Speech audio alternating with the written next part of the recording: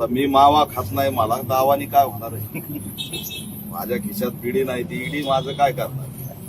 माझ्या गळ्यात निळा रुमाल आहे, निळा झेंडा आहे, मी भीमसैनिक आहे, रस्त्यावर आहे. हे असल्या दाव्या बिव्याला मी घाबरत नाही. मुद्दा असा आहे की अभिव्यक्ती स्वातंत्र्याची हत्या का करताय? एक पत्रकार जर तुम्हाला प्रश्न विचारतोय, तुम्ही त्या ठिकाणी शेतकऱ्यांच्या कर्जमाफीवर थट्टा करणारं विधान करताय की बंगला असेल, गाडी असेल तर आम्ही कर्जमाफी देणार नाही. मग त्या पत्रकारांनी तुम्हाला प्रश्न विचारला, तुम्ही जो बॉन्ड टाकलेला आहे गुगलवर, तो जर त्यांनी प्रॉपर्टी जाहीर केली तर तुम्हाला मिरच्या कशाला लागल्या? आणि मी दीपक केदार म्हणून राष्ट्रीय अध्यक्ष संघटनेचा अभिव्यक्ती असेल, पत्रकार असेल, याचं संरक्षण करणं माझं काम आहे. आणि जर त्याच्यावर गुन्हा दाखल झाला म्हणून मी जर म्हणलं असेल की याला हात लावू नका, तर त्याच्यात मी कुणाची मानाची हानी केली, कुणाची मान धरून उघडली, मला काय कळणार? हे शब्द बी काय कळणार नेमकी मान हान काय असते? म्हणजे बोलायचंच नाही, कुणाला प्रोटेक्टच करायचं नाही. हे जर रूढ झालं तर उद्या पीडितांच्या बाजूने आम्ही उभं राहायचं कसं? म्हणजे मुका लढा लढायचा काय? नाहीतर मग GR काढा, काळ्या पट्ट्या द्या, तोंडाला बांधा, मुक करा, आम्हाला बोलूच देऊ नका. हे मानहानी काय करताय? गोळ्यात झाडायचा GR आणा. या अशा पद्धतीने एक अघोषित आणीबाणी या महाराष्ट्रात सुरू आहे. सगळे पत्रकार रडारवर येणार आहेत. तुम्ही बघितलं असेल, बारामतीला काँग्रेसला लढायची गरज काय होती? सगळे तिकडे भावनिक वातावरण आहे, पोटनिवडणूक आहे, काही गरज नव्हती उतरायची. हर्षवर्धन सपकाळ उतरले बारामतीमध्ये, त्यांनी मोठा गाजावाजा करून म्हणले नाही नाही मी लढणार. आणि देवेंद्र फडणवीसचा फोन जाताच उमेदवार माघारी घेतला. म्हणजे तुम्ही ओळखून घ्या की महाराष्ट्रामध्ये विरोधी पक्ष तरी राहिलाय काय? म्हणजे विरोधी पक्ष कुणी राहिलेला नाही. राहिलंय कोण? तुमच्यासारखे युट्यूबर्स, सोशल मीडिया, छोटे मोठे चॅनल, आमच्यासारखे लढणारे कार्यकर्ते आणि बेधडक बोलणारे पत्रकार. मग ते ऐकत नाहीत. हर्षवर्धन सपकाळ एका फोनवर ऐकतात, पण हे काय ऐकणार?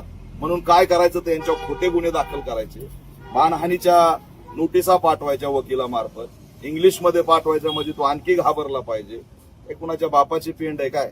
डॉक्टर बाबासाहेब आंबेडकरांचं संविधान आहे. त्या असल्या नोटीस बिटिसनी काही होणार नाही.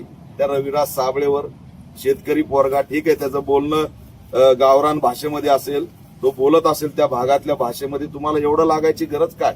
तुम्ही मंत्री आहेत आणि मंत्री असल्यामुळे ठीक आहे.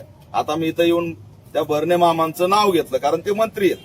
मंत्री नसले, संवैधानिक पदावर नसेल तर महसूल मंत्र्याला तरी कोण बोलणार आहे?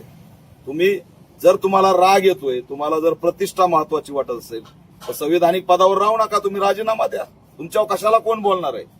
त्या पोरावर विनयभंगाचा गुन्हा नागपूरहून दाखल व्हावा, किती धक्कादायक आहे. रोहित या मुलाची स्कॉलरशिप रोखली हैदराबादला.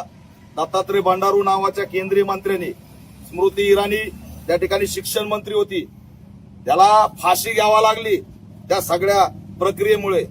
आणि या रविराज साबळे सारख्यांनी उद्या फाशी घेतली तर कोण जबाबदार आहे? ही संस्थात्मक हत्या होणार नाही का? याचा रोहित यमुला होणार नाही का? ही असणार कळायला मार्गच नाही. एखाद्याला तुम्ही नोटीस देताय, एखाद्यावर खोटे गुन्हे दाखल करताय, उद्या त्यांनी राहणार जाऊन फाशी घेतली, कोण जबाबदार आहे? राज्यवेटी धरलं जाईल. तुम्ही काय या लोकांना छोटं छोटं समजताय? त्यांच्या अकाउंटला छोटं समजू नका. एकटा बोलतोय म्हणून बोलू नका. आज त्यांचे फॉलोअर्स वाढलेत, त्यांचे विचार मानणारे लोक वाढलेत. तुमच्या पोस्टच्या मंत्री महोदय जेवढे बी असतील सरकारमधले, त्यांच्या खाली कमेंट वाचा आणि या सोशल मीडियातल्या ऍक्टिव्हिस्टच्या खाली कमेंट वाचा. लोकांची भावना ते बोलतायत आणि म्हणून त्यांना दुखतंय.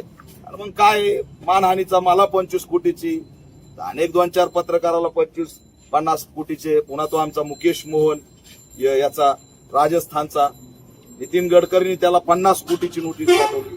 त्याच्या घरातला फोटो व्हायरल झाला तर अर्ध प्लास्टर पडलंय आणि फक्त भीतीला डॉक्टर बाबासाहेब आंबेडकरांचा फोटो आहे. तो तिथं बसून नितीन गडकरी बद्दल बोलला, एक आर्टिकल वाचून दाखवलं.